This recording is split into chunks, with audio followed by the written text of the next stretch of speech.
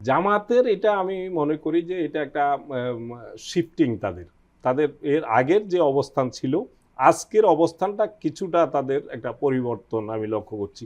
এই পরিবর্তনের সাথে লন্ডনের একটি বৈঠকের সম্পর্ক আছে বলে আমি অনুমান করি। আমার কাছে কোনো তথ্য নাই। আপনারা জানেন যে গত রোববার জামাতের আমির এবং নায়েবে আমির দুইজনই ইউরোপ সফর শেষে লন্ডন হয়ে তারা ঢাকায় ফিরেছেন। ঢাকায় ফেরার আগে তারা গত রোববার বিএনপির ভারপ্রাপ্ত চেয়ারপারসনের যে লন্ডনের বাসা আছে সেই বাসায় গিয়েছেন। সেই বাসায় বিএনপি চেয়ারপারসন সাবেক প্রধানমন্ত্রী বেগম খালেদা জিয়া সেখানে চিকিৎসার জন্য সেখানে আছেন। তার সাথে সেখানে সাক্ষাৎ হয়েছে, দীর্ঘ সময় সেখানে কথাবার্তা হয়েছে এবং সেই আলাপের ব্যাপারে সাংবাদিকদের পক্ষ থেকে যখন জামাত আমিরের কাছে জানতে চাওয়া হয়েছে তিনি কি বলেছেন, তিনি দুটো কথা বলেছেন। একটা হচ্ছে যে সাবেক প্রধানমন্ত্রী অসুস্থ, আমি যেহেতু লন্ডন হয়ে আসছি তাকে দেখা একটা আমি মনে করেছি এটা সৌজন্যতার ব্যাপার, সেই জন্য তাকে দেখতে গিয়েছিলাম।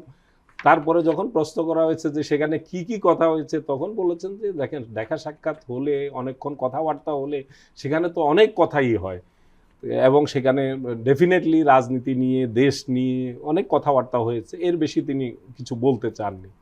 তো এটা আমি অত্যন্ত তাৎপর্যপূর্ণ এই লন্ডনের এই যে মিটটা যেভাবে সৌজন্যতার দৃষ্টিভঙ্গি থেকে গেলেও স্বাভাবিকভাবে দেশের শীর্ষ দুটি রাজনৈতিক দল বর্তমানে কিন্তু যেহেতু আওয়ামী লীগ বাংলাদেশের মাটিতে এখন সক্রিয় রাজনৈতিক দল হিসাবে নেই, এখন বিএনপি এবং জামাত হচ্ছে আগামী দিনে ক্ষমতার প্রতিদ্বন্দ্বী এবং এই মুহূর্তে প্রধান দুটি সক্রিয় রাজনৈতিক দল। সেই দলের শীর্ষ দুইজন, বিএনপিরও একদম শীর্ষ পর্যায়ের দুজন এবং জামাতেরও আমির এবং নায়েবে আমির মানে হচ্ছে যে প্রেসিডেন্ট এবং ভাইস প্রেসিডেন্ট পর্যায়ের এই চারজনের দীর্ঘ সময় আলাপচারিত হয়েছে।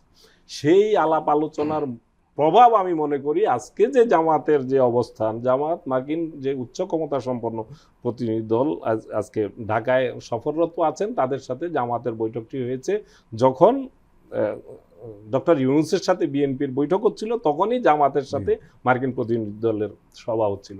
তো সেই সভাতে যেটা আমি ব্রিফিংয়ে শুনলাম লাইভে, সেখানে জামাত আমির বলছেন যে তাদের কাছে জানতে চাওয়া হয়েছিল, মার্কিন প্রতিনিধি দলের পক্ষ থেকে জানতে চাওয়া হয়েছিল আপনারা কখন নির্বাচন চান।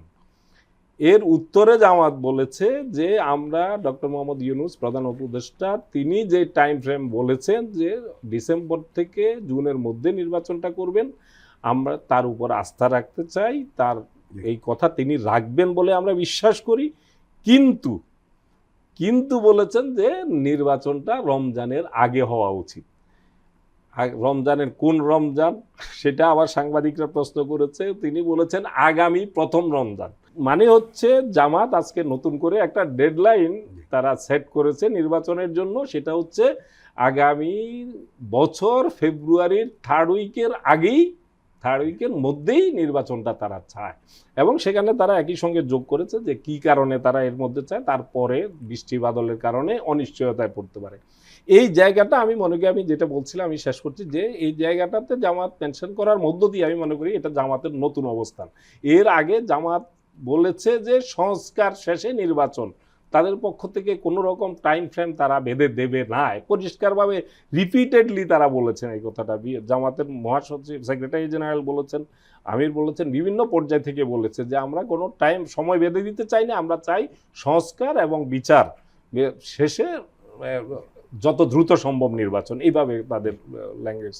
তো আজকে যেহেতু তারা ফেব্রুয়ারি মাসের থার্ড উইকটা সময় বেঁধে দিল, আমি মনে করি এটা লন্ডনের যে বৈঠক এটার সাথে এটার একটা প্রভাব নিশ্চয়ই আছে এবং এটাকে আমি কোনো নেতিবাচকভাবে দেখছি না, এটা যৌক্তিক, এটা যৌক্তিকও বটে। কারণ এর পরে গেলে রমজানের পরে এপ্রিল থেকে মে মাসের মধ্যে বৃষ্টি বাদল শুরু হয়ে যায়। যেহেতু প্রধান উপদেষ্টা টাইমটা বলেছেন জুনের মধ্যে, সেই জন্য সুইটেবল টাইম এটাই। কিন্তু এর মধ্যে জানুয়ারি থেকে ফেব্রুয়ারির মধ্যে নির্বাচনের কোনো একটা ডেট হয়তো হতে পারে এবং এটা জামাত বলেছে বলে না, এর আগেও আমরা বিশ্লেষণে আমি এর আগেও কয়েকদিন আগেও একটা আমি বলেছি যে সুইটেবল টাইমটা হচ্ছে সাধারণত ডিসেম্বর থেকে জানুয়ারি, এটা বড় জোর গেলে সেটা যাওয়া যায় মার্চ পর্যন্ত। যেহেতু এখন মার্চে গিয়ে রমজান পড়বে আগামী বছর, সে কারণে নির্বাচনটা হয়তো রমজানের ঈদের আগে না হলে পরে যেতে পারে, পরে গেলে একটু বৃষ্টি বাদলের ঝুঁকির মধ্যে পড়তে পারে।